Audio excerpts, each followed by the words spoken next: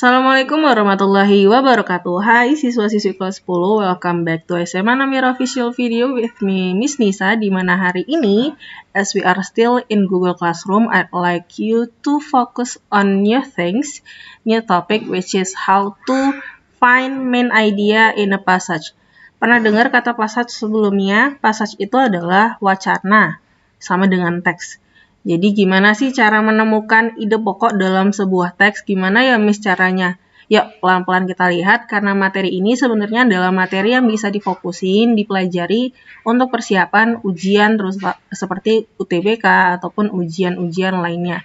Dimana kalau ngomongin ujian bahasa Inggris, most of them are teks gitu. Jadi karena fokusnya teks, salah satu fokus soalnya itu adalah mencari main idea itu sendiri, ide pokok. Gimana cara nyarinya? Let's find out now.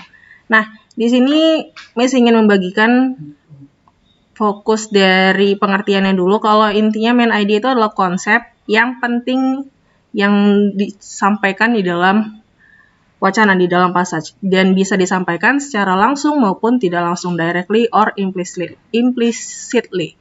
So, sample questions ya. Jadi kalau misalnya ditanya tentang main idea, ada beberapa keyword yang bisa diperhatikan seperti what is the main idea of the passage? What is the topic? What is the subject? Apa sih tujuan utama si penulis dalam teks tersebut? Atau bahkan ditanya judul yang paling pas dari teks tersebut. Kalau ditanya judul yang paling pas, otomatis dia ditanya adalah tentang si main idea-nya. Nah, udah dapat sample question-nya, let's see cara menjawabnya. Jadi bisa dicari caranya adalah we need to read the beginning of each paragraph and find the topic. Jadi dilihat yang pertama di sini yang disampaikan adalah dibaca kalimat awal di setiap paragraf. Yang selanjutnya skim through the text and look for repetition ideas. Lihat kata-kata yang sering muncul, topik yang sering muncul, ide yang sering muncul di dalam teks tersebut. Dan setelah itu baru deh kita lihat opsinya yang mana yang salah, kita eliminate, kita buang. Nah, supaya lebih enak, mari kita lihat contohnya sekarang. Di sini misalkan memberikan sebuah teks, in the philosophy of John Dewey, bla bla bla bla bla. Nah, pertanyaannya di sini, what is the topic of this passage? Apa sih ide pokok dari wacana ini? Ide pokoknya itu miskasihkan opsinya di sini ada 5. The Intelligence of John Dewey, Distinctions Made by John Dewey, Dewey's ideas on the ability to reason, how intelligence differs from reasoning in Dewey's works, dan yang terakhir adalah John Dewey's dissimilarity in the way of one's reasoning. John Dewey itu otomatis nama orang, jadi di sini bisa diperhatikan adalah kita punya jawabannya D. Kok bisa D ya, Miss? Di sini kan paragrafnya cuma 1.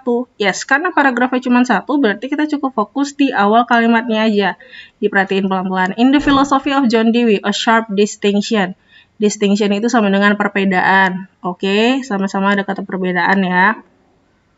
Selanjutnya, perbedaan dari apa nih antara intelligence and reasoning. Jadi ada 2 hal yang dibedakan antara kepintaran dan juga reasoning itu sendiri. Sama seperti opsi yang D, intelligence and reasoning. Sedangkan kalau misalnya yang lain, opsi A hanya fokus intelligence doang. B, distinction terhadap apa nggak dibilang detailnya ya. Kalau yang C cuma fokus di reason doang. Kalau yang E juga cuma fokus di reasoning doang. Jadi salah satu fokusnya adalah dilihat di sini kata-kata yang sering muncul adalah kata apa yang sering muncul di sini, Miss? Intelligence and reasoning. Jadi di sini fokusnya itu tetap balance gitu. Ada reasoningnya ada, intelligence-nya juga ada. Jadi, karena 2 hal tersebut yang dibahas, otomatis kita punya jawabannya adalah yang dodol. Nah, supaya lebih enak, Miss tetap bakal kasihkan tugas kepada kalian yang bisa dilihat nantinya dari Google Classroom sebagai bagian dari pembelajaran e-learning di pertemuan yang ke-14. Okay, that's all for today. Wassalamualaikum warahmatullahi wabarakatuh. Bye, guys!